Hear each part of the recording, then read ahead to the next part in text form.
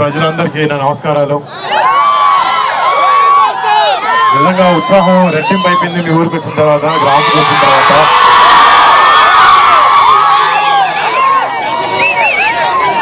పదేళ్ల నుంచి ఎక్కువ సక్సెస్ అయిపోయినా కూడా జనాలకి మంచి చేయాలనేది అనే ఒక లక్ష్యంతో రాజకీయాల్లోకి వచ్చిన కళ్యాణ్ బాబాయ్కి ఎన్నో ఎదురింపులు ఫేస్ చేశారు, ఎన్నో మాటలు పడ్డారు.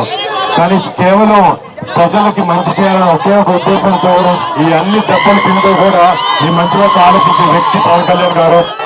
అలాంటి పవన్ కళ్యాణ్ గారు మీ పిఠాపురం కాన్స్టిట్యున్సీలో ఎమ్మెల్యే అభ్యర్థిగా నిలబడడం, నిజంగా ఆయన కొడుకుగా ఇక్కడికి వచ్చి మా బాబాయ్కి మా తండ్రి లాంటి వ్యక్తి అయినా ఆయనకి ఓటేనని చెప్పడానికి నేను నిజంగా చాలా ఆనందపడుతున్నాను.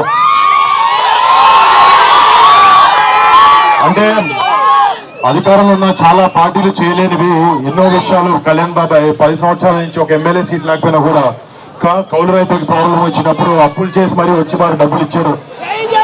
మట్టి కార్మికులకి ప్రాబ్లం వచ్చినప్పుడు ఫస్ట్ మొట్టమొదటిగా జనసేన నుంచి కళ్యాణ్ బాబాయ్ గారు కదిలి హెల్ప్ చేయడం జరిగింది. ఇలాగా మీరే ఇమాజిన్ చేసుకోవచ్చు, ఒక్కసారి బాబాయ్ని మన అసెంబ్లీ పంపిస్తే మన కోసం, మన ప్రజల కోసం ఎంత చేస్తారనేది. అండ్ మీ అందరి సపోర్ట్, ప్రేమ ఎప్పుడు కళ్యాణ్ బాబాయ్కి ఉండాలి, మా పవన్ కళ్యాణ్ గారికి ఉండాలి.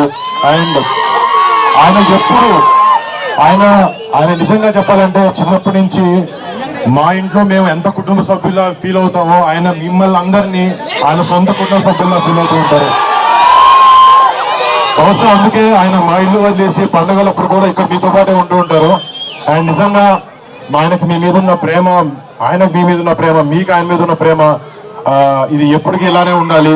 ఈసారి వచ్చే మే 13న ఎన్నికల్లో ఎమ్మెల్యేగా మీరు పవన్ కళ్యాణ్ గారికి ఓటేసి, గ్లాస్ కి ఓటేసి బాబాయ్ని అత్యధిక మెజారిటీలో గెలిపించాలని కోరుకుంటున్నాను.